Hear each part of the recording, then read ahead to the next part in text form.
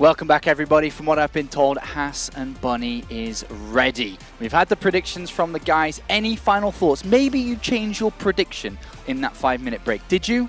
No. Did you? No. Did you? No. Okay, thank you very much, guys. It's time to go to the casters team to bring you Haas versus Bunny. Well met, ladies and gentlemen. I'm so excited for this match. Of course, I'm Nathanius. With me is Brendan Valdez. Valdez, how you doing, man? I'm doing fantastically. We had an awesome series between Daisy and Drogo, got that 3-0 going, and now we're jumping into one of the most exciting things, I think, for a lot of people, for a lot of reasons, but mainly one big reason, and that's Haas. Haas, he's a man with a reputation, a connoisseur of cheese, as it were, and I mean, we knew we were going to be casting this match for a while. It was like already kind of hyped up. Haas and Legacy of the Void. There's not really too much to be found about him, especially against Terran. We know he's done crazy stuff in the past, but for this coming matchup, honestly, I had a really hard time studying and trying to research. Me too, yeah. It's kind of like we have to go off of what he did in Heart of the Swarm and just assume that he's going to be as crazy, but I mean, he was the qualifier from the regional, Taiwan, Hong Kong, Macau challenger thing there, so he was the one guy to make it through, and it's kind of like this weird dark horse that we have no idea where he's at, really. And he could go crazy, or he could play standard. I think it was Roddy was talking a little bit about that. Maybe he just tries to throw him totally off by just going completely standard. But I wouldn't want to see that, Nate. I want to see him show us some new kind of cheese here. I'm excited to see how Bunny, of course, will have prepared for a matchup like this, knowing in advance, like, okay, I'm going up against this man with a reputation, but Bunny's the guy that we know for normally playing standard. He's one of the top foreign Terrans for quite a while. A lot of people really supporting him in Heart of the Swarm, but Haas, this is the guy that everyone in the chat right now is just waiting to see what kind of craziness he's going to do. I've been looking at the chat. You guys are really excited for this match. I think anyone that tunes into this, you know what you're here for. You know what you want. We want it too. Bunny probably doesn't. No, he probably saw this lineup and he's like, oh, God, he's like, really? I just wanted to practice. There are 32 players, 31 other players, and I got him? I got the one guy that preparing for doesn't help me in any other matchup. So we are going to be getting into this game shortly. I'm very excited to see what kind of crazy shenanigans could happen. I honestly have no idea. I could not make a real prediction as to what could happen. What do you think about predictions for this game? Are you leaning Bunny? Are you thinking Haas or what? I really feel like Bunny should be in the macro game straight up, but we are ready. We are loaded in. And of course, my eyes immediately go to the mini map. No proxy at the start of this one, but we're going to kick it off on Orbital Shipyard. Yeah, so in the bottom left, in the red, the Terran player, he is Bunny. We have Denmark and Team Liquid. This best of 5, his opponent in the northeast, known as the Man of Cheese from UA Flash Rolls. He is Haas. Coming over here all the way from Taiwan, looking for at least an entrance into the round of 16. So much money just making it through this first round. There's a lot, basically a lot to lose, really. You think about round of 32 for a tournament like this, it's usually like, oh, first place goes to global playoffs. It's like actually just getting to the round of 16 is a ton of money. It's a big deal. You get $6K, $6,000, and if you don't make it through this first best of 5, of course you won't get anything. You'll be sent home with your tail between your legs, hopefully, and this is kind of interesting, Already an interesting opener. This kind of harkens back to the Legacy of the Void beta, where you had a lot of these 2-gate depth pressure into sort of Oracle builds. Don't know if that's what to expect, but if there's one thing that I would say, it's that Haas has probably tailored his builds to be very strong versus the most standard normal openings. And so far, Bunny opening with a Reaper, he's going to drop a command center. This should be the ideal scenario for Haas to do whatever it is he's going to do. Yeah, we were talking about this. Bunny, very, very standard. And he does go for a nice little scout here with the SCV, also going for the Reaper. So he should know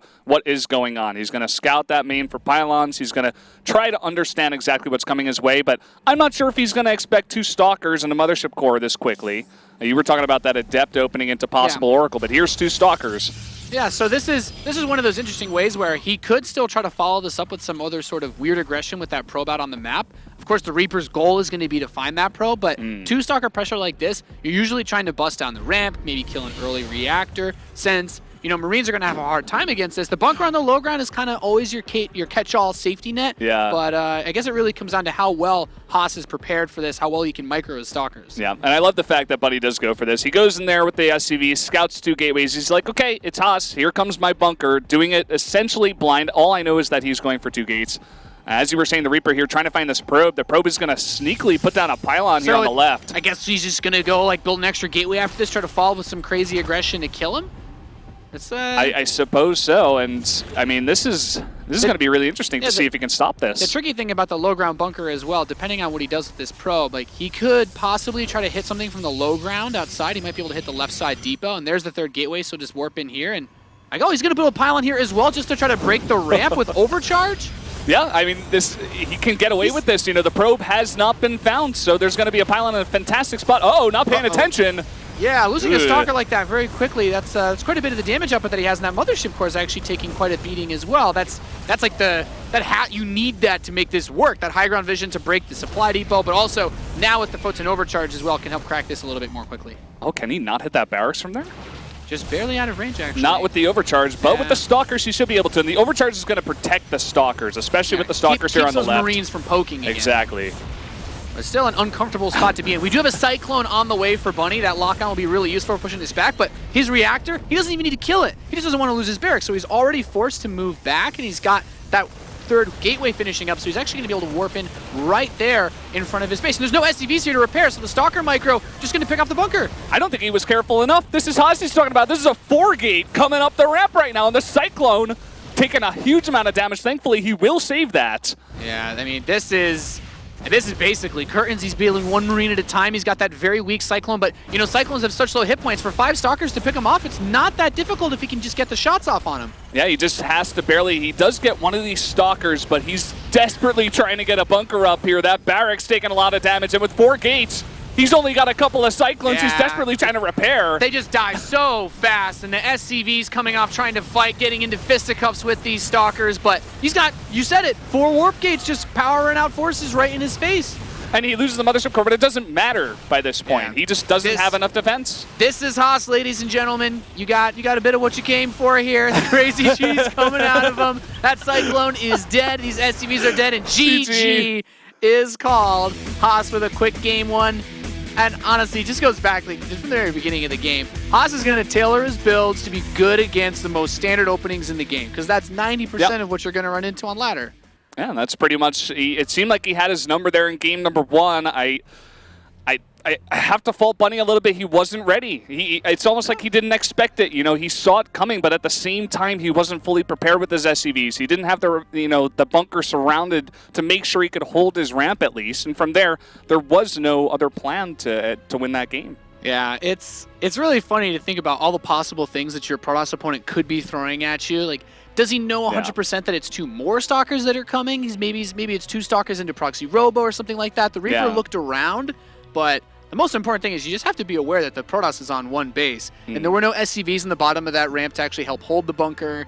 So even though he was able to kind of get it down there and prevent a pylon from going up, like 5 Stalkers with no repair just kind of microing back and forth. That's all you need against 4 Marines in a bunker, and they had already taken a little bit of damage from the poking. Even though Haas had lost 1 Stalker, it just didn't matter. Yeah. Because Bunny was not prepared. And I think Bunny did send a Reaper over to the base. We got like a small shot of that.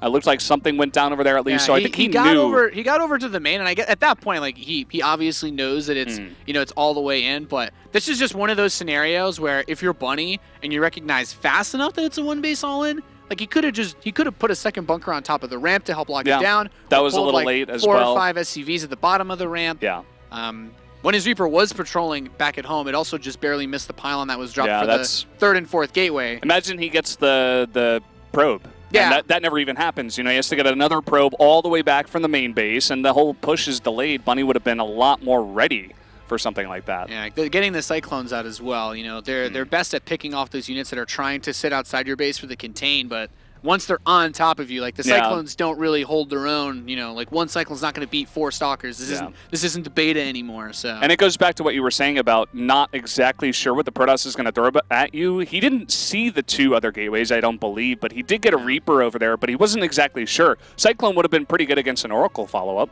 Yeah, I think the most important thing is opening up 2 gateway and then obviously getting a mothership core, or excuse me, the cybernetics core with that, like he doesn't have the expansion. Like you should invest more than you normally think you would for aggressive play. But we're loaded into map number 2 of this best of 5 now. Spawning in the bottom left side of Dusk Towers, we have the red Terran player from Team Liquid. He's Bunny. Gonna have to play a bit safe, even though he played very safe in that last one. And up in the top right, the cheeser himself, it is Haas from Taiwan, winning that first one. Always fun to see this guy play. And I think this is just one of those players that, you know, honestly, we all know Haas, he doesn't actually have like any crazy results where he's like picked up a premier tournament. He's just that guy that shows up and you're like, I want to watch him play because I know nobody else does anything nearly as crazy as this guy. And it's one of those things. Now Bunny's going to have to think about it for the rest of the series. He's like, okay, well, I'm definitely going to make sure to SCV scout to get the earliest possible information. But even that might not be enough because it didn't really work out for him. Wasn't enough in game number 1, yeah. So let's see if he can... Ooh, is Haas actually going to expand? Okay, so dialing it back. This is about the most defensive map in the pool, so I wouldn't be surprised if this turned into something like a 2-base, really big War Prism Adept play, or you know, some other form of aggressive 2-base play like Dark Templar or what have you. Yeah. Then again, it is Haas, so he could. I was just surprised that he went for a second expand at all. That he made a Nexus, but I guess things have changed here, and like I say, the Void, you know. It would be kind of hard to just always go for 1-basers. That has been the biggest complaint from former cheesers in Heart of the Swarm. I think very well-known American player Hitman was like, I give up on this. I can't 1-base all in because everyone has too many workers. By the time I 1-base all in, then they've already got like tanks and stuff. So Haas, of course, made it work last game. But I think on this map, whatever you're going to do, doing it off 2 bases is probably best. Bunny's already running his Reaper all over looking for proxies. So in a roundabout way, the first game cheese has still been effective in this second game, and we might even see some proxy tech from this probe. Yeah, no surprise here. I don't believe. Haas probably going to throw down a Stargate in this position. Just wants to get those Oracles into the main base as soon as possible. We already have the factory on the way. I wouldn't be surprised if Bunny just goes for a blind Cyclone just in case. I mean, this is Haas we're talking about. But the Reaper is eventually going to get into the main and scout everything. Robo. Okay, well... Okay, so maybe just getting the fastest possible drop of some kind in. I feel like this is probably just going to be straight into a depths. I would be surprised. He doesn't have a Twilight Council, so I don't see him doing this with any tech because a Robo Bay would take way too long. But the weakness here is, depending on, like you just said, whether he goes to that blind Cyclone or not, a lot of Terran players do this really fast Widow Mine drop with the Medevac and kind of get the Cyclone a little bit later. In that case, there's no detection on the other side of the map for Haas, but then there's nothing really at home to defend against this. And, well, okay, he's going to proxy 2 gates with this. Okay, I mean, this is kind of what you were talking about. Get those gates over there. You're going to hide them as well, I suppose. Just really leave Bunny in the dark, even if the Reaper does get in the main. It looks like it should be a drop. With that Robo. Fat Cyclone first, though. This is an important thing to note. If he can catch the Warp Prism, that's going to be big. I guess it also comes down to what Haas is going to put in his first Warp in. There's some crazy Protosses that'll actually go Stalkers in first so that they can kill the Cyclone immediately and then Warp in the Adepts. So positioning is going to be a really big deal. Yeah. It's not crazy if it works, and Haas, he's known to be crazy in the past. I wouldn't be surprised based on this player if it was a bunch of Zealots coming out. I don't even know what to expect from this one, but we're going to see here in just a bit. Bunny has begun preparing for this, of course. We do have Haas actually making workers off of 2-base here. Yeah, he's still been pumping out of just a few more probes. Very late Mothership Core, of course. So here we go. It's going to be 2 Stalkers in the Warp Prism at first. I do think this is mostly to try to push away any sort of Cyclone so that he can actually get the Warp Ins going. But Bunny doesn't have vision in this corner of his base. Oh, no. Huge Warping coming in here. 4 Adepts. Well, that's and he's going to wait. He's going to wait for this. He got another Warping on the way for sure. Warp in. He's getting the rest of his pylons up. He's got another Gateway finishing. He's like, hey, if you don't know I'm here, then... well, I'm just going to build my whole army in your base.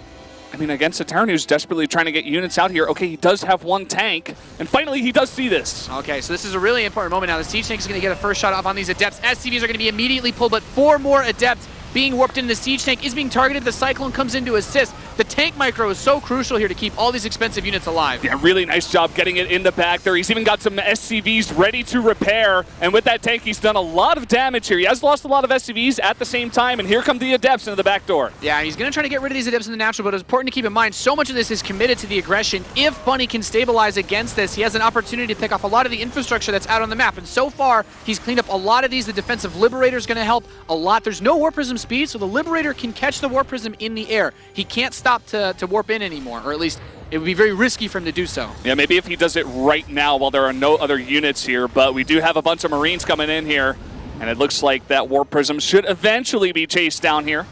Yeah, so a lot of SCVs killed here by Haas, but there's not really much of a follow-up, and the only way he could really follow up is either, well, he's going to go for another Warp Prism, but doing anything robotics facility-based is really tricky because you don't want to build Disruptors or Colossi on the other side of the map. Yeah, it looks like with this Twilight Council, maybe just some Adept upgrades, maybe some kind of weird Blink follow-up here. He is going to get that. It is Haas. But Bunny is going to check the map. He's going to try to find this, and he could easily just drop over there, try to get some pylons. I think there are 2 powering all of that stuff over there, but he's got to find it first. I think the trickiest part right now for Bunny is that he doesn't have the extra barracks set up to go for Stim just yet, and that is what you really need to be able to get out of your base. He still just has this very meager setup. He's got this, does finally have the tech lab ready to go, and seeing a third base is nice, but you know what, nothing being at home, there's no pylon in position to actually stop a Liberator behind this mineral line, and he doesn't have Blink either, so it's actually a really effective siege. Yeah, he's going to get the nice setup here. He's actually going to move out of there. You don't want to let the probe come and start that pylon, because once the probe gets there, it's going to suicide for it, so he will have it, but that's a good bit of time where he can deny a few mineral patches here. Yeah, at the same time, Haas is getting his third base up, but it's going to be a while before that does get ready, only about halfway done here. So he's going to deny a lot of mining with just one Liberator. Our observer was just showing us about a double income lead for Bunny just because of these probes not mining on these mineral patches. And this Liberator out of range. Oh, what is this? This is every Terran's dream right here, Valdez. That's what it is. That's pretty unbelievable. It's going to be in the perfect spot to deny like 2, maybe 3 patches. Yeah. So the Stalkers are going to come in and dive on top of this, and he will lose quite a bit defending this mineral patch. Does get rid of the Liberator, and here another and another one in the main base. Oh boy, so delaying this, and that's really hurting him because he's investing so much into the follow-up, which is this Dark Templar drop, but I believe there are already missile turrets in each of Bunny's bases just in case this happens. He's got 2 in each of these bases, hasn't even started. I mean, he's got another 3rd command center on the way, but he's looking pretty solid from now. He's held off all the weird stuff. We do have a follow-up, but he's looking in a very fantastic position to hold that off as well. Yeah, I mean, at this point, all he needs is a turret in the front. Don't know how much orbital energy we're looking at for Bunny to be able to scan when the Dark Templar come. Okay, so he's got at least a scan on each base, which is he's saving up really, really important. Like, against Haas, it's like, he's not the guy that you drop the mule hammer on. You're like, yeah, I mean, I'm just going to get everything I need. Killing the Observer is nice, but he still should have another scan, and he'll also have one when this orbital finishes, and I guess this is where he tries to make his play. He's got 2 DTs coming out of that Warp Prism here. Yeah, the only hope, I suppose, is if he tries to, first of all, mules have to come down. There has to be not a lot of scans. He goes in, focuses down the missile turret, and then maybe he can get a lot of damage done. Or maybe the army of Bunny is totally out of position when the Warp Prism comes in. He's just not expecting the timing, and then he could just focus down a bunch of SCVs in the main. There are a couple of options for Haas to come in here, but he's definitely behind and has to get some damage. Yeah, he's got the 3rd base saturated at last, but we were just seeing the first Forge come in. +1 is done for Bunny. The Warp Prism actually hasn't made its play just yet. So there's a 2 DTs outside, 4 Adepts loaded in. So Adepts to distract and DTs in the front. Bunny moving out. Pretty risky. He does get spotted, it looks like. Yeah, I think that's exactly what Haas was waiting for, and now he has to come all the way back. Another big warp and a 3 DTs in the main now. Yeah, and the Adepts actually going in and targeting down that missile turret while the DTs go into the 3rd base as well. SCV, hold position surround on the missile turret. They're going to keep it alive so far. The siege tanks splash, damaging the turret, but still enough to hold. Look at this 3rd base, though. They're getting so much damage done. 14 SCVs have gone down with just a small play like this, so getting a nice little bit of damage to Bunny. And he has taken the worker lead, but his army has suffered greatly for all of these shenanigans. I think the biggest issue right now is for all the cool harass, what have you that Haas has done. He actually doesn't have an army. There's like nothing back home. He's like, yeah, I'm saturated on 3 bases. This is great. All my Adepts are in Warp Prism across the map, and I've got nothing else but those Stalkers I used to shut down the Liberator. Yeah, he's got no AoE at all for this giant ball of Marines that's walking across the map. He's just going to rely. This is a Swift TA move, as you would almost say at this point. Yeah, it looks like he's going to try to go for another drop Haas here, but as we were saying before, I don't think he's going to have enough to stop all this, especially with a couple of drops hitting at the same time. It's going to be intense. The counter harass with the Adepts are coming in at the same time. We have that drop in the natural expansion. Is this where his Widow Mines are? Yep, so there's mine dropping in the main. Or excuse me, mine dropping in the natural. He's got the Liberator by the main base, and then the army's getting ready to hit that third. And oh boy, 14 probes do go down. We got 4 DTs in the back door. He's like, I don't need an army back home. I just need to keep building Dark Templar on your side of the map. It's like, actually, nope, no, Haas. This army will just roll over you. You need forces to beat this. And I think Bunny, he should be able to just clean it up right here.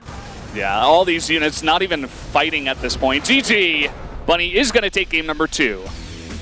And we get to see just maybe a different flavor of the Haas aggression, I think. We could say on the map this game, there were the 2 pylons by the production, 2 or 3 of his gateways, his robotics facility, and his Dark Shrine. I think the only thing he built at home was a Twilight Council. Yeah, so. I think that was about it. And I think 1 gateway possibly there. He really was banking on that pressure to work out, but the tank getting out in time, the 1 Cyclone doing a little bit of damage, he was prepared. Haas gave him just that much time. As you were saying before about Hitman, they can get tanks out in time. What am I going to do against that? I can't cheese him. It is weird to think that the reason why Haas waited so long was because Bunny didn't see him, but that also by waiting for that next warp in, that's actually where the tank was able to come out and then siege up as the attack hit. So a bit awkward to say the least. I think we're going to go to the desk and just hear about what's been going on in the other match and what these guys think of the match so far. Thank you very much, Nate, with the 1-1 currently in that match. But with Firecake and Sarah, it's been happening on the other stream on Base Trade TV. Rotty, updates?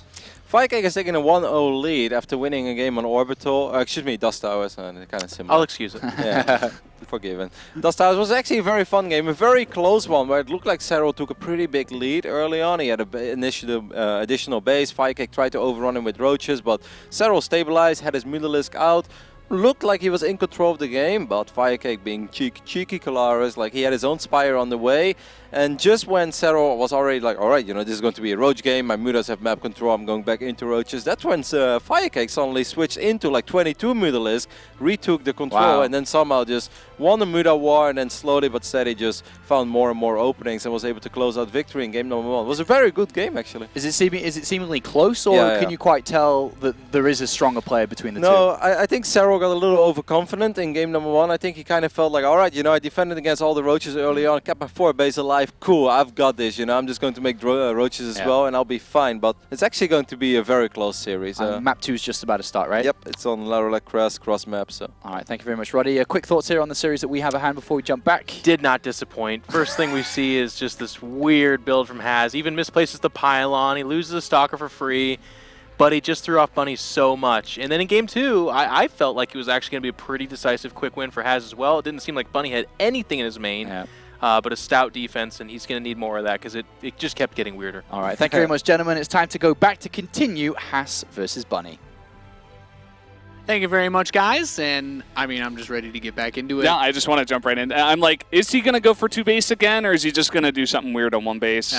Dust Towers is the map. Like, we already saw the cheese on Orbital Shipyard, so Dust Towers was the only other map where you have that pocket natural in the back that's super easy to take. It's the safest map with the main base ramp. So all the other maps should be way better for this sort of aggression. A lot more entertaining based on what Haz is going to do. I want to see what he does on Arena. I want to see what he does on Prion. We're on Arena. Here we go. This is it, boys. In the top left with that super fast SCV moving out, we have the Team Liquid Terran. He is Bunny.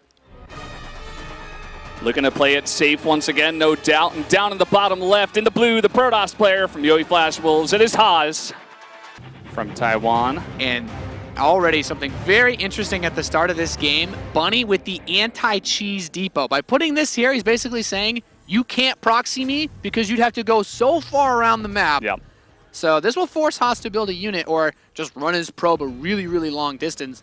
Like, if he had built it on the other side of that choke point, I've actually seen some players like Lilicannon use this for like a super crazy cheese where you can't probe scout behind that depot. But now he's basically telling him, okay, you can't really rush any units across the map quickly. This will allow Bunny to kind of do what he wants to do a little bit more easily. Well, the build starting off a little bit like that first game. Get those 2 gases same time. Just put 2 probes in there and get a bunch of stalkers out with the Mothership Core. But SCV has come over here and scouted the timing of all this. And as you were saying, that probe looking to take the long path, but maybe the depot's down He's like, here. what's going on here? Why did I click my probe and it started going the other way? And Bunny, shut the door. Shut the door, Bunny. Don't let strangers in your home. Boom. It's like, no. It's like, sorry, this is a Terran town. Denied big time there. Yeah, so that probe would have a long way to go to scout. And, you know, if Bunny were to be doing something cheesy, this gets kind of tricky for Haas because he doesn't know. But if I know Haas and I know Protoss that like to do weird builds on this map, I'd say this is a good map for a Roddy build. I think Haas is the kind of guy to do some Tempest play. Haas was one of the guys that would do Proxy Tempest and Heart of the Swarm and actually had a weird amount of success with it. So I'm expecting some weird Stargate play. This is a good map for it if you want to be a crazy Protoss. But, you know, maybe Haas has some other special flavor of cheesy likes here, too. Yeah, I mean, I was going to agree with you there, but we do have at least a Mothership Core and a Stalker coming out first. Maybe he just wants to get rid of that Scout. And the probe has made its way all the way around here, but the Reaper is waiting. You know, honestly, I still think the Reaper opening is really weak on this map. There's not a lot of space to jump around, and, like, the probe actually does get that Scout in. It's going to start the pylons anyway. Yeah. Haas with the Reckless Abandon. But look how long this reactor has to finish. The first Marines aren't even going to be out for quite some time. So with these two pylons here, the Mothership Core and the Stalker already coming, the Stalker gets delayed, sure, but the Mothership Core might be able to buy time with it just for the first overcharge. And think about it this way. He doesn't even need to break the main ramp. He just needs to stop this natural command center from finishing. Exactly. And the Mothership Core can fly just straight over here. It seems like that's what he's going to do. Overcharge going down. Trying to snipe a couple of those SCVs and is going to stop the bunker from building. Should really go after this SCV here that's building this command center. If he could stop this from building, that'd be so good. Bunny's running that SCV. He knows he just needs to finish it and then lift off, but it's not done. That Stalker is actually going the super long way around, not going to waste his time trying to break down that depot. Yeah, look at this. There's only 2 Marines. You can't kill a Mothership Core. What is he going to do? You need 3 full health Marines to take out a Mama Core. Did slip another SCV down. Do it, build it, just do it. Just collect it, please. Nope. Okay, so that was scary. That Mothership Core is still working away. The Stalker is finally reaching, of course. So already that supply depot early block actually paid off really well. Mothership Core does die, doesn't lose the reactor, but the Stalker is still here to be annoying. Yeah. What an odd start to this game. Can get some SCVs over here and easily repair that reactor. Only 1 Stalker. I think Haas wasn't paying attention to the Mothership Core. He kind of just kept it around for the 2 Marines to pop out. He right-clicked on that reactor and then never looked back. He didn't move. Yeah. So now all he's got here is a couple of Stalkers with reinforcements coming all the way around the map. So it's going to take a long time. So and there's no high ground vision either, so can't really pick on these Marines. But just going to warp in more Stalkers here.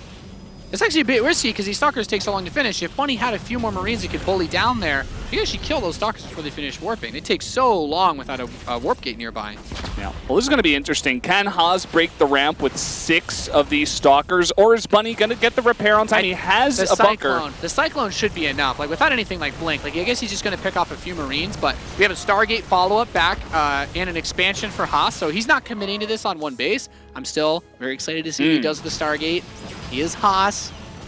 Yeah, Cyclones are really good in these scenarios. The only thing that you have to worry about, of course, is getting vision, but he's just really good at making him waste money repairing this. As long as he doesn't lose the Stalkers, he's doing pretty well. Yeah, Cyclone has to be careful about how close he gets. As you were saying, if he loses vision here, that Stalker can just walk back. I love that he just uses the Adepts to get the vision for the Shade. Could have canceled it, I guess, but they're pretty tanky. He's already done so much work here. He's killed another 4 SCVs, and he's only lost 1 Adept for it. I guess the other Stalker did go down as well, but he's got a follow-up, and he's just trading out for now. Yeah, and that Stargate should be finishing up right about now. He's going to go into Phoenix. This will be great for stopping any of the counterplay we saw last game. Phoenix will shut down any type of Liberator play. There is a Liberator on the way. But also, if Bunny were to try any push on the ground, enough Marines have been picked off that it'd be pretty difficult to defend the siege tanks from Phoenix if they were to get a lift off, even on the Cyclone as well. Yeah, and as you can see, not a huge amount of Marines pumping out here, only 1 at a time, funnily enough. So he's going to stick with 8 for now and slowly get those out on that reactor. We do see the Reaper coming around here. This is a very important scout for Bunny. He doesn't know what the follow-up is yet. Yeah, and seeing the Stargate will be really nice. Seeing that the natural is so well saturated is going to be it's going to hurt him a little bit. He's going to be like, oh, okay, my opponent's definitely way far ahead of me in terms of economy. And there's the overcharge to pick off that Reaper. So with the Phoenix setup here, there's really not too much he can do. And the worst case scenario, I think, is about to happen. This Liberator is flying across the map and is just going to run smack dab in the middle of these Phoenix. That's a mistake. I mean, he went in there and he saw the Phoenix is making but he still sent this Liberator over. 150 minerals, 150 gas down the drain, and now these Phoenix can come. They can pick off, you know, maybe an SCV here, a Marine there. It's going to be just another thing that Bunny has to worry about. Although he has a good setup. He still has the bunker in his main base. He's got a turret in the main. He's got a second one coming down at the natural. These Phoenixes just poking in, you know, seeing if they can get some lifts on any unit that does stray away from the pack. But so far, Bunny's been pretty good keeping them all together. Yeah, that's like the goal. If you're a Terran player against someone like this, you just want to try to force the game to go long, force that standard macro-based game where you can kind of use your normal advantages, but Haas is kind of pulling him into his own world, and now these Adepts are going to teleport in. Is he going to commit to this? Yes, he will. The tank splash is going to hit his own forces too. The Phoenix, pick him up! Lifts the 2 tanks, and all of these Marines is just not enough. If he can just get those lifts, I mean, the Adepts do get in there and take out one of the tanks, but eventually are going to go down. He did get 9 SCVs for his trouble at the same time, but not a terrible trade here for Haas. It was a heavy commitment by him, but you're right, getting the SCV kills definitely helps, and just the way that this map is laid out, it is difficult to push across until you have everything else. Keep in mind, these 2 racks finishing, we still don't even have Stim started yet, so behind 11 SCVs, he doesn't have an army that can actually handle the super mobile composition of the Protoss just because he doesn't have Stim, so all he can really do is just try to play the slow game. And I think the biggest mistake Haas could make is attacking again. This third base is really smart. I think you're right on the money there. I think Haas has identified where his Terran opponent is at right now, and expanding is the perfect thing to do here. He can keep a lot of map control. He can keep tabs on what his opponent is doing with just these 3 or 4 Phoenixes that can swoop in and out. Maybe get a couple of SCV kills along the way. He doesn't want to lose them there. A bit of a mistake getting too close to that Cyclone with the weak one, but nice pick off there by Bunny. Yeah, dancing a bit close to the fire, I'd say Haas was. He's going to start up his attack speed upgrade. He's going to get his +1 attack. Resonating Glaives, I was trying to think about what the name of it was. And the third base is finishing, so with his pro production, he's definitely in a comfortable spot. Yeah, and no sign of another expand here out of Bunny. Maybe he'll just try to get Stim and combat shields out and a bunch of tanks and go for a bit of a push here. You were talking about how it takes a while to ramp up that production, but once you get it, and if you can get a position outside of that small, skinny little piece of land in the middle of the map, you can get a nice setup there with your tanks. Yeah, the most important thing here is that Resonating Glaives and the +1 are going to be done by the time Stim and Combat Shield are. So once the Marines stim, the Adepts will be 2-shotting those Marines, which is really, really important, as it just allows them to trade so much more effectively. And off the back of the 3-base economy, the other issue to worry about is also if Haas can just get the Adepts to teleport onto the Marines, the siege tanks are less useful because there are still Phoenix on the map. And then, you know, the splash damage alone will kill all of his own forces. Yeah, so it seems like Haas does have a transition point into Adept Phoenix. It seems like he's pretty comfortable with this, you know? And he still had 12 workers too, so this should be a really comfortable position. The linchpin here is just going to be positioning the Marines around the tank so that they don't get lifted and not dying to splash damage from his own forces, because this is still a really strong Terran army, but this is going to be very tricky just because of the threat of those Phoenix. And it looks like Bunny's ready to make his play. Doesn't have a 3rd command center, so he's got to go soon. Yeah, and I don't think he has that many medevacs in this as well. So he's got a lot of tanks, but he can't really lift all of them up. He's got 2 more on the way, but they aren't with this group of units just yet. Yeah, and the first siege up is going to start, of course. These pylons are basically saying you're going to have to go a little bit more slowly through here, as the overcharge definitely hurt. But this, of course, gives Haas more time to warp in. And there we go. He's going to move a bunch of Adepts. Is he going to commit right now? Is he ready to go in? The Phoenix are getting closer. It looks like he's going to go for it. The pickup on the siege tanks. Huge lifts here. He gets every single siege tank, and all these Adepts are on top of all of these Marines. Isn't enough Adepts, though. A lot of these Marines surviving. Yeah, really nice play there. Bunny actually saving his tanks with the pickups on some of these Phoenix. Those Phoenix are so important for keeping the tanks out of the fight, but the Adepts having a bit of a tough time here. That siege tank splash is just so good against them. Yeah, a lot of overcharges did go down, picked off a lot of the Marines here, but I feel like Bunny definitely has the big advantage here. He's got his tanks in a really nice position. Now he can get onto this 3rd base with his Marines. Yeah, I mean, the most important thing here, Haas just needs to try to find a way to survive, but you get 8 Stim Marines in your mineral line, and the medevac count starting to pick up a little bit more as well. Really important to note. He's starting to get some momentum back again here. Yeah, I think actually Haas just picked up a couple of these tanks. He is losing some of these Phoenixes in the meantime. He's got the unpowered warp gates as well. The biggest thing here is that Haas had the economic advantage. Now that Bunny's managed to break him and also cut off the production, like this should just be it. Yeah, probes are coming off the line, but not very strong against the men with guns, Valdez. trying to do their best, but that should be it here. Bunny gonna take game number 3. GG.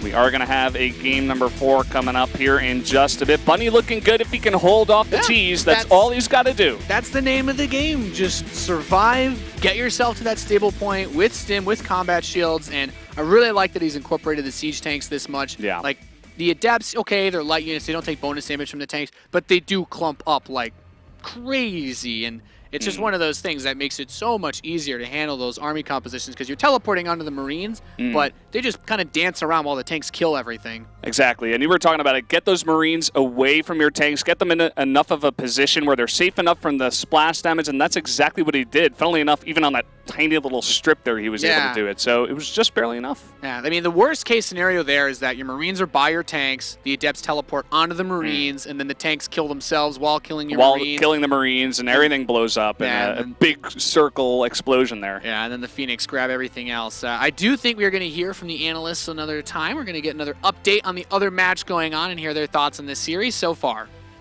Yeah.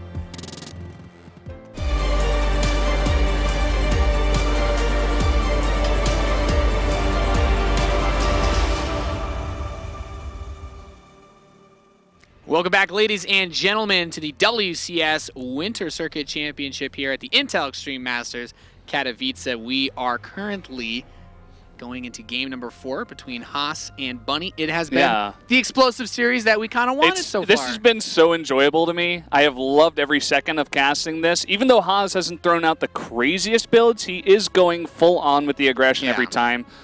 But at the same time, it does feel like Bunny has figured him out, you know? And we were talking about predictions, but I think Bunny should be able to take this one. Yeah, Haas has definitely shown that aggressive tendency, but it's also tuned to Legacy of the Void, right? Like, you can't just sit on one base forever. We're going into Ruins of Ceres for this next map. In the bottom left, we have the Team Liquid Terran currently leading 2-1. He's Liquid Bunny. Probably feeling pretty good about himself coming into Ruins of Ceres. And down here in the bottom right, in the blue, the Protoss player, he is Haas. Especially after that first game ended, you know, Bunny's like, okay, I really need to make sure I don't cut any corners in this series. And this already, you know, it's taken just such a better turn. And I just want to say again, it was so smart of him to go for the defensive center block on Arena, because most of the time that the people, you know, you see those really fast depot in the center, it's like, okay, maybe you think, you know, you want to go for a cheese or something like that, but he did it purely to delay. And we were talking about this during the break. Like, if those 2 stalkers are there with the mothership core, like, I think he denies the natural, and then we have a whole different game on our hands. Yeah, it would have been crazy to see. That's what I was talking about. It seemed like he just had it figured out for the map, you know, just exactly how to deal with this kind of player, because sometimes you're on the ladder, you hit this kind of thing, you're like, okay, what can I do? Well, putting a depot there is going to be the perfect thing to stop it. And as I was saying before, this is going to be a giant map. It's going to be a lot harder for Haas to really put on the aggression. He's going to send out a probe now. Definitely wants to see where exactly Bunny is so he can know where to attack and put on that aggression. Yeah, and it is going to be just those very closer horizontal spawns, not the fast air spawn where, you know, that Warp Prism play, of course, from your main base or Stargate play is very difficult to deal with. But it also looks like both players are going to scout each other last based on the way that they're going. So they're kind of both playing a little bit less information than usual here. The Reaper should be able to get information scouting out, but you don't know exactly where the other guy spawned. Yeah, Bunny has been pretty consistent with this Reaper opening as well. Seems very comfortable to just get that scout out on the map and just make sure he knows what the follow-up is from Haas, even though it can be a bit scarier against stuff like Stargates and you know, other kind of cheese that the Protoss can throw out here. The Reaper is going to give him that information, especially on this map. He can easily just jump on in there and hopefully get the scout on this Twilight Council. Yeah, that's a really big thing to pick up on. This map is definitely good for Blink, just simply based on how much cliff area you have around your main. That's also really important, the Observer pointing out the Reaper needs to confirm 100% there's no natural nexus. And it's like, okay, he kind of was there, but sometimes, you know, the way that Fog of War works can be real tricky. I wouldn't be lying if I didn't say, you know, it hasn't happened to myself or some other pro gamers. They're like, oh yeah, he totally didn't have a nexus building.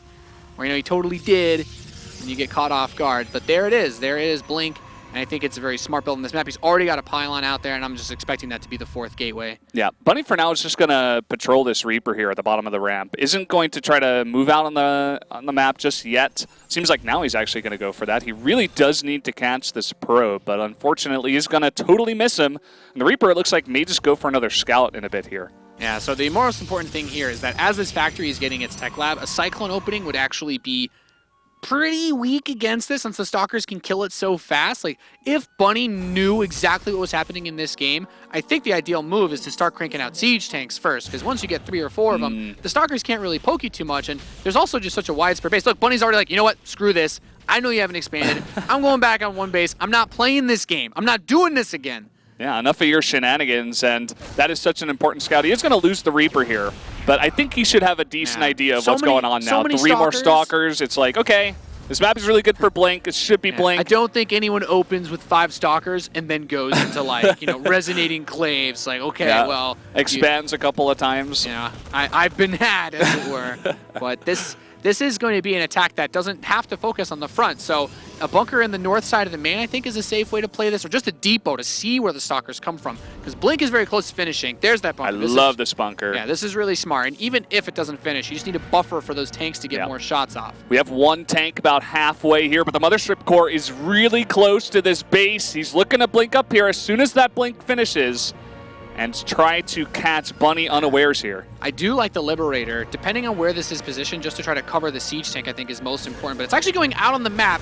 so the counter could be difficult. The Stalker's just going to come right in, blink, focus down the Cyclone, focus down the siege tank, and they're going for the bunker, but some Stalkers are dying. Yeah, none of the Marines even getting in the bunker. He's just fighting these Stalkers straight up. Wants to fight with the SCVs. Now finally the Liberator coming back. Yeah, and that Liberator is so useful here. How are you supposed to blink right up into this? Like, if he blinks in, he's going to lose at least one Stalker instantly to that, but I think the positioning is just so crucial. Losing that first tank hurts, but the threat here is very real, as that Mothership Core also took quite a beating. Once that dies, your high ground vision's gone, it's basically game over. And now look at this. Where is he going to blink in? Is he going to blink on top of this Liberator and the tank? It looks like he will. He's going to shoot down the Liberator and the tank immediately. And the SCV's not in time. Time Warp does get dropped. Bunker is broken, so just a handful of Marines to hold up. The Time Warp as well. GG. All right, Haas makes it work. Oh, boy. He snuck another one from under the rug. Another win here. Oh, it's so painful, because I really feel like it comes a lot down to the investment into the early Cyclone is so good versus early Stargate, early Robo, Warp Prism, all that jazz. But building a fast Cyclone against Stalkers, like, Cyclones are just not strong enough to fight head-to-head against these types of pushes. Yeah. Imagine if he has 2 siege tanks instead of that Cyclone and 1 tank. Like, he can't focus both down fast enough. But that was also just really good play. The placement on the Twilight Council made it hard to spot, and the fast Stalker also denied the Reaper Scout as well. Yeah, also just the blinks into the main were pretty fantastic. The timing, you know, some of that could be blamed on Bunny. He didn't have his SCVs, his Marines in position for the second blink specifically. Got right on top of the Liberator and the tank. So it was huge when he went for that second blink. I think that's the most important thing that you just pointed out is after the Stalkers left and he reset up with the Liberator and the tank, there were no SCVs pre-positioned to repair. He felt too safe or something. He just went back to mining. He forgot he was facing Haas. He's like, oh, this must be someone else. He's not going to do it again. So for real this time, we're going to go to the analysis desk and hear their thoughts on this crazy series so far and get updates on the other matches going on. Thank you very much, Nathanias. A thrilling game, this one. Kevin, you're still watching this game. Firecake Serral, how's it been going? Actually, it's been really cool, but Firecake, it almost looked like he's going to be able to take a 3-0. Well, it's not, I mean, the final game is close. Let's not say it's not 3-0 yet, but he did win the second game as well on Lateral Crest. It was kind of cool. I'd say he got a minor advantage out of the early stages in the game. Yeah. And then Serral tried to go for a Hydralisk Queen Nidus network against the Mutalisk play, but Firecake did a phenomenal job in not shutting down one, but like 4 or 5 Nidus networks. You know, he was everywhere. Then he just counterattacked with Mutalisk Baneling against Baneling Hydra. Well, that's where things get very messy, obviously, but basically all the Banelings blew up each other, and then there was just not enough anti-air anymore. By then, like, Firecake had this just too big of an army, you know, 4 base against 3 base for the longest amount of time. And game number 3 is currently going on the way on Runes of Ceres, where Serral made a lot of links trying to snipe the 3rd base early on from Firecake. Firecake saved it, went into Mutalisk. Eventually, Serral went into Mutalisk as well, and it really looked like Firecake was going to be able to close out the series. But now, looking at it, still anybody's game, but overall Firecake obviously in a sweet spot, being up 2-0 in the best of 5. Brilliant. And you kind of predicted the experience Firecake would come through with this, Jeff. Firecake? Yeah. I mean, I think he's the bigger name. I feel like he's the guy that has the more experience. Serral's very young. Right. But a lot of Europeans will tell you he's a really hot Zerg right now as well. All right. Thank you very much, guys. It's time to go back to, of course, End Haas versus Bunny. Thank you very much, guys. And of course, it's nice we can actually like keep tabs on the other matchups going on. Yeah, I love that actually. And of course, big shout out Base Trade TV has been covering those as well. But Firecake, definitely a player that's had a pretty good last year or so. I'm very excited. Yeah. We're getting to game number 5 here. This series has gone the distance between Bunny and Haas, and this is that moment where I think a lot of people just start to shed the Terran tears if Bunny can't close this one out here. Oh yeah. As we are loaded into Lateral Crest, as we have horizontal spawns in the bottom right, we have the red Terran player representing Team Liquid. He is Bunny. Got to be shaking in his booties here a little bit coming into this last one. And down in the bottom left in the blue, the Protoss player, it is Haas.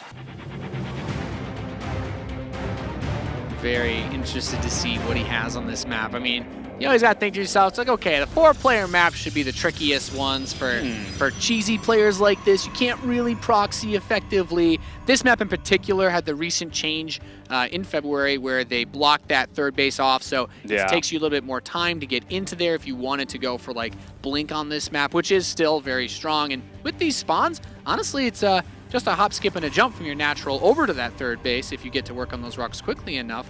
But it's hard to read into the mind of a madman like Haas. Yeah, it really is. And on 4-player maps, we talk about scouting a bit. This time, Haas is going to get the quick scout. He's already sending it straight to the base of Bunny, and this could definitely change what he wants to do. Already 2 gateways on the way, Nathanias. We saw this on Orbital Shipyard, and even the last claim close to just this fast stalker play. Probably that's what I'm imagining now. Yeah.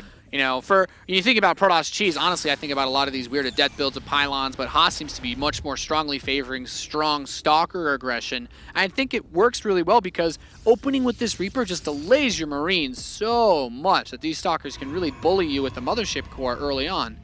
Yeah, it really does. This time, Bunny is also going to get a scout. Is he going to respond to it a little bit better? He definitely needs to find that probe. That's the first thing. I love that he's building his natural in his main base. He's like, I am not, we are not doing this again. I will not have my natural canceled.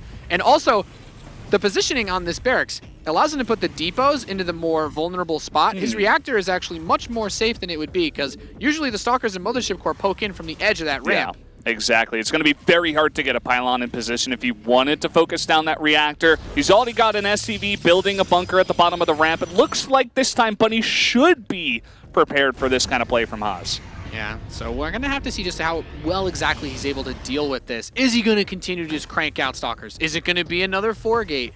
He has the first 2 on the map. He starts at third. I'm assuming, okay, yep, there's the 4th stalker. So this is just going to be very similar to that Orbital Shipyard game. Now let's see if he actually gets his pylon in range of the wall as well once he starts to break this down. Well, he's waiting here probably for that 4th gate to come up here, and then we'll move that probe into position. This is Haas. There it is. It's a Stargate, actually. Okay. Okay, so he decides he's fooled even himself possibly here with this change-up. Very similar. So I'm assuming it's going to be Void Rays to help bust this bunker down. And with a lot of Marines committed here, actually can help a lot. Is he in range of the pylon? He is, so very good. Sharp cancel. Nice job by Haas to get another one down very, very quickly, just barely out of the range. Yeah, Phoenix is so fast, he can pick up a fast siege tank. And I think he's got enough gateway units on the ground to actually do this. This game is madness. The chat is madness. This is one of the dankest builds I've ever seen. Yeah, This is unbelievable. There's some strong Protoss memery coming out here. The one base play from Haas. He's lived up to his infamous name and could be eliminating Bunny right now in the first round of the Winter Championship. Here comes the Phoenix. He's got to focus it down, but is there enough stalkers just going to work right onto that tank? The Marine's not even focusing down the Phoenix. He gets it, but these stalkers are very committed. A medevac pops out. He does not have blink. He has to run past the bunker if he wants to get out of this base. He's just going to continue to trade up here. Another siege tank is about to finish. The Phoenix does not have enough energy for another liftoff, so Bunny just needs to hold on. He needs to hold on. These stalkers, as you said, are not going to be in the range of that one tank. They do not have any upgrades. There's a couple of adepts. Maybe he'll try to shade in onto the tank. I'm not sure. I don't know. He has another Phoenix, so he could try to lift up again. The tank moving around in the medevac is actually very scary. You just got to keep it next to the bunker. He can't dive on top of that as long as it's there. The adepts go to the mineral line, so he can deny Bunny's economy. Yeah, it's going to be so hard. It's going to be so hard to get that one tank into position to deal with this. He's not even mining at this point. Yeah, the second siege tank's going to help a lot, but Haas is continuously warping more forces in, and when the next couple of Phoenix come in, they could actually go for the tanks again. He's just going to spread the stalkers out and go for it. One tank does get saved by the medevac. Second one also saved. The Phoenix comes in, but the bunker will actually push it back, so Bunny manages to keep his tanks alive. He's still barely holding on. Just barely, and he's killed so many of Haas's units. Now these adepts just trying to walk out there. Only 3 stalkers in the main. There's an Oracle on the way, but he can easily repair these tanks, and I think he should be okay. Yeah, he's got the tanks locking down his main. The Oracle is an interesting choice since most of the Marines are committed into that bunker. And the tanks obviously not quite as effective. There's very few workers here for Bunny, but with 2 command centers, I still think he's in an okay position as long as he can just stabilize and not die to whatever the follow-up is, because Haas is not expanded. He is as committed as it gets. I would have to agree with you there. I mean, of course, Bunny doesn't 100% know when this expand is coming up. Haas is going to go for it now, so it looks like he'll try to go for a bit of a contain, possibly, maybe pick off some units. There's still a lot committed here, right? The Stargate is still all the way on this side of the map. There's still 2 warp gates. The Oracle comes out, but with the medevac support, actually can't fight against those Marines, so... I don't think there was any defense in the mineral line. He just went to fight the Marines. That was he could have just swung by in here, maybe get like 6 or 7 SCVs. Should have just gone for that mineral line. How many workers does Bunny have? With the 2 mules, that's certainly nice. He is a bit behind.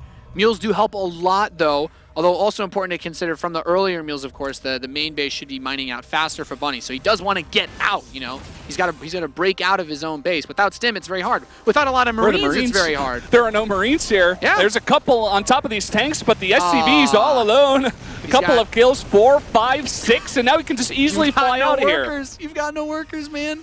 That's rough. What is it, just 14 mining SCVs for Bunny? And you're right, he's rebuilding that reactor, so he's just like, well, I'm not going to have enough Marines to leave my base for a while. And you know what the best thing is? Haas can just keep building Oracles. Yeah. His Oracle production is outweighing the Marine production. This Liberator is really smart. Is there anything back home that can deal with this over here? 1 Phoenix. Yeah.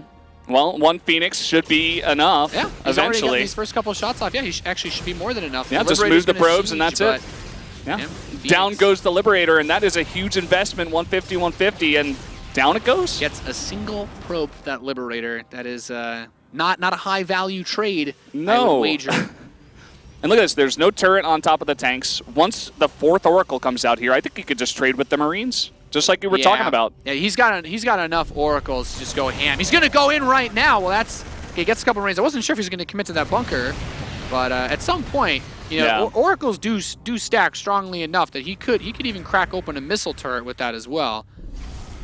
Yeah, and he's always going to have these 4 Oracles just building up energy. And now that he has a 2nd base and Bunny's still sitting on 1 base, running out of mining, I don't even know if Bunny's ever going to be able to expand or move out his orbital. I mean, Funka's pointing out now that a lot of these mineral patches, just less than a few hundred minerals left. The Adepts are on the low ground. It's like, well, how are you supposed to deal with these when you need to get out, you know, all of those Marines, as they'll get completely shreked by the Oracles. And so smart by Haas as well. Just that 1 Phoenix there the entire game. It totally shuts down any Liberator play. The change-up here was just so nice because this is the first time he's actually incorporated this sort of follow-up with this. Like, we saw the Phoenix play a bit on Arena, but here, like, it just worked so well against the tank follow-up. So now Bunny's like, all right, I've got to get out of my base. I cannot sit here forever. He even built a Viking since the Oracles obviously can't attack that, but this is still scary because if those Oracles were to swoop in, they could actually kill all the Marines and the tanks before I think But the 1 Viking, you know, there's no turret, there's still no bunker. There's 1 Cyclone, but with 4, maybe now even 5, he's got a bunch of Adepts. This is it. He's going to go for it. Teleport the Adepts in, have the Oracles go ham, and I think this should be the chance that Haas needs to try to break this game down. The Oracles do come in. The Marines die in a green beam of death.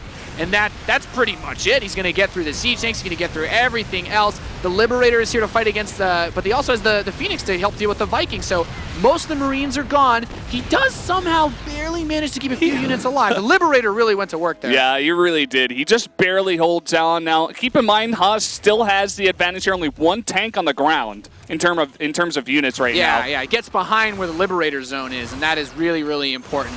Of course, I do think trading out the Adepts here is going to hurt him a bit, but the Siege Tank's still very good, but he can just go into the main base too. Yeah, that's also just an option. Run on away. There's nothing here in the main. He's got to use the... Meanwhile, Haas has a 3rd base now, by the way, so he is living large right now. He's got a massive follow-up, and say what you want about Haas in this series, how cheesy he is, but this guy is smart, man. He's read Bunny till the end here, loving the Phoenix play, loving the Oracle follow-up with the 5 Oracles here. He's really running Bunny for a loop. Constantly chewing away at his harvester count. There's 21 SCVs on the map versus 46 probes. More gateways are being added, and it's like, okay, well, I have such an income advantage. As long as I'm killing something with these Adepts, it doesn't really matter if they die. Yeah, and he just keeps on getting kills. 12 SCVs now.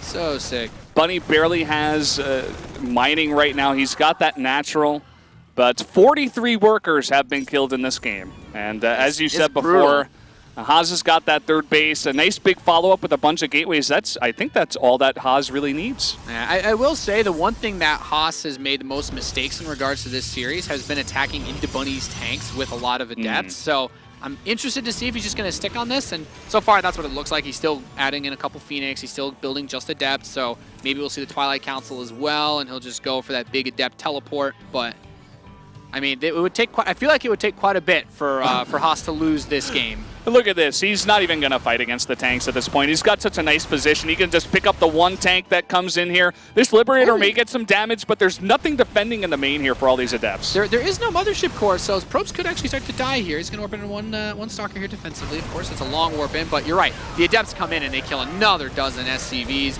Then the teleport runs to the natural. The Phoenix is here with the Stalkers. Not even the SCVs. You trade against the Marines, you know, and now everything's out of position. Got to move those tanks once again. But the tanks even killing that one tank that was there, and they're still getting to work on SCVs. The friendly fire is still hurting a lot. Bunny at just 38 supply. Haas about to creep over 70. +1 attack is on the way. His third base is saturated. What more could you ask for? Really not much. I think it's only a matter of time here. I mean, Bunny's desperately trying to hold on. He's only now halfway to stim, but he's got like 9 Marines at this point. He's just been chipped away over and over and over again. And I think Haas will be able to take this eventually. Yeah, this is just one of those scenarios where Haas is just asking, you know, what's going to break first, your spirit or your body? And at this point, it looks like both will probably crack in the next minute of this game. I don't think there's really much he could do. He's going to try to get stim in +1, but with just the sheer economy lead, Haas can just build so many more forces than he can. Yeah, it's at the end of the day, it is an RTS that depends on your economy, and as long as you just have a lot more stuff, doesn't matter if you're countered or out of position, as long as you have enough, you can eventually kill your opponent. And that's what it looks like Haas is working up to do right now, a really gigantic Adept Stalker Phoenix army. All he has to do is not teleport all of his adepts. I was going to say into a liberation zone, but there's no liberators. So actually he can just teleport right on top of the army. This is it. He's going to go committing right here, right now. Phoenix him in as well. He pick up 2 of the siege tanks and everything else just dying to the adepts. The tank's still just barely hanging in there though. Yeah, another big lift, but trying to lift the one tank back for the defense, but so many adepts still on the ground, trying to trade here against the bunker that's not even being repaired here. And funnily enough, Haas does not break Bunny just yet. He is really good at trying to kill Bunny and then not being able to do so. Well, Bunny taps out though. Lost too much. GG Haas with the 3-2 victory. Unbelievable, Nathanius. Every single person down here predicted Bunny to win. That is so sad for Bunny. I really feel for the guy, but Haas is going to take it. That's that look of frustration on Bunny's face. You come out here, you know, you're in the round of 32. That money starts at the round of 16, and now Haas that's so defeated, man. With the one base play just knocks you back, and you actually hold it off 2 games as well. Yeah. You're like, I've got a grip on this, but that's a really rough series for Bunny. Congratulations to Haas moving on. Let's hear what the boys at the desk had to say about that match.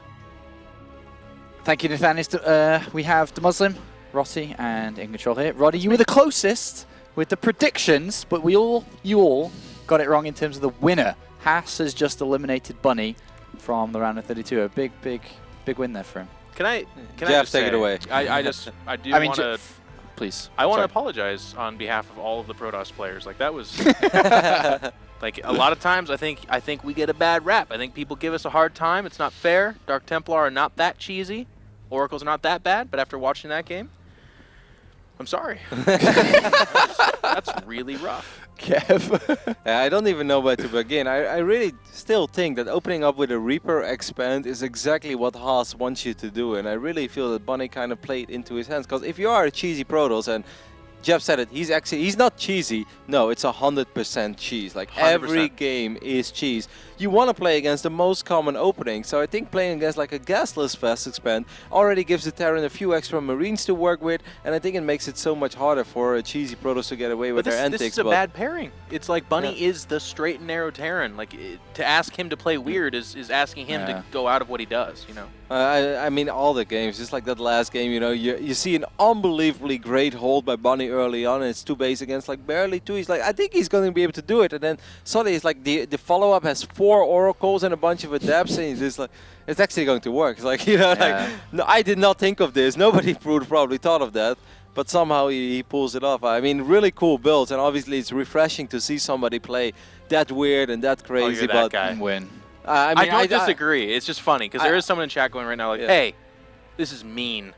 This is a way to play. I mean, Muslim, you've been very quiet there. I know you're trying to keep all this inside, but please, I'm begging you to speak your mind here. As a Terran player, you've just seen that and what Haas has done. Where did Has hurt It's you? just like I feel. First and foremost, I feel so sorry for Bunny. Like you just saw how distraught he looked, and he is a player with a lot of potential. Like no matter what tournament he goes into, so he was obviously lost at what to do. And the thing is, Protoss do have a lot of options, even with like take and expand. You know, they can open up like Warp Prism afterwards, Oracle's straight Phoenix, DT drops are really popular, and against Haas, you take that risk and then you like amplify it by like 5. So Yeah. being rushed by Stalker, like a 3 gateway Stalker pylon rush at the front of your ramp, I doubt that Bunny's ever played against You that don't face before. that, no. Yeah, so like actually having to deal with somebody like Haas on the fly, it was a really tough position for Bunny to be put in. What else could he have realistically done against Haas? Like there's so many answers, but which one would have been right? I think the game that's going to mega haunt him, by the way, is the Ruins of Saris map where he scouts out, sees the 5 Stalkers, knows what he's facing, defends the first Blink-in really well, and defends so well that he's like, you know what? I'm going to send my SCVs back to the mirror line, Nathanius, and then we're talking about it.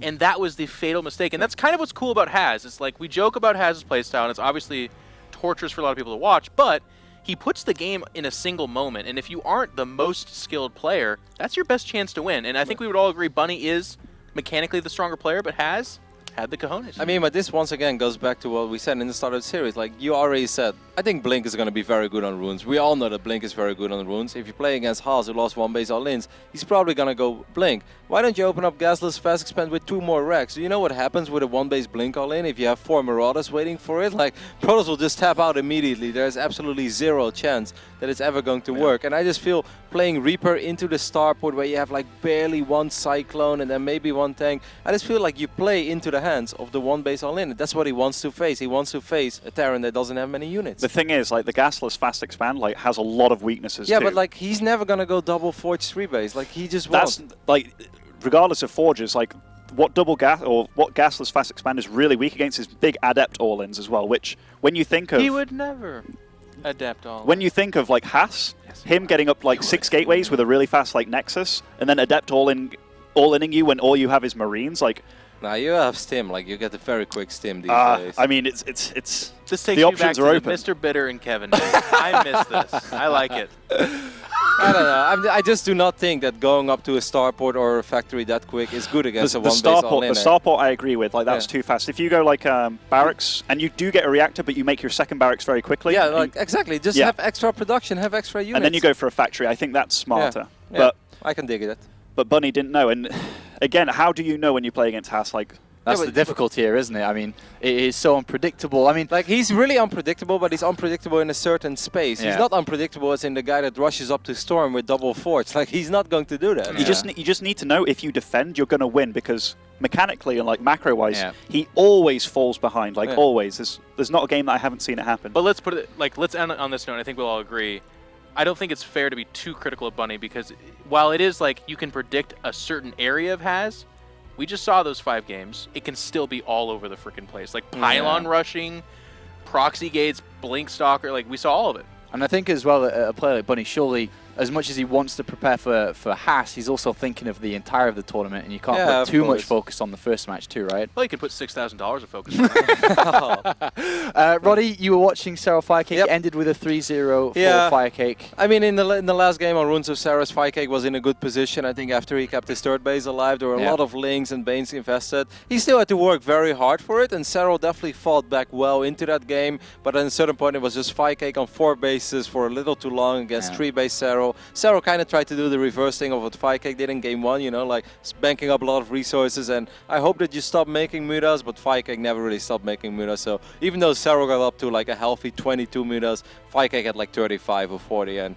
he was able to close out the series 3-0. Very convincing victory, man. Very dominant victory there, and he'll be, of course, going up Yeah. against Haas in the next round. I'm sure we'll hear some thoughts from him, because I think that Red Eye, in his couch in space, is not too far around the corner, and he is with Firecake. Hello, ready? Come in. How you doing, Sean? Hello, mate. Doing brilliant up Good. here, just listening to these guys going at it. Yeah. How are you? Yeah, very good. Enjoying all the matches early on. It's been quite a run through already. These guys are on fire this morning. They certainly They're very are. fun. Firecake. He made a reference. I got it. Got to get one pun in there, at least one a day. Yeah, we are over at Pro Corner. We've got Firecake with us. How you doing, sir? Good. How's things? Good? Yeah, very good. Happy? Yes, yes. Yeah. Yeah, I thought you might be. I'm just checking because, you know, you only won 3-0. It was only 3-0. Yeah.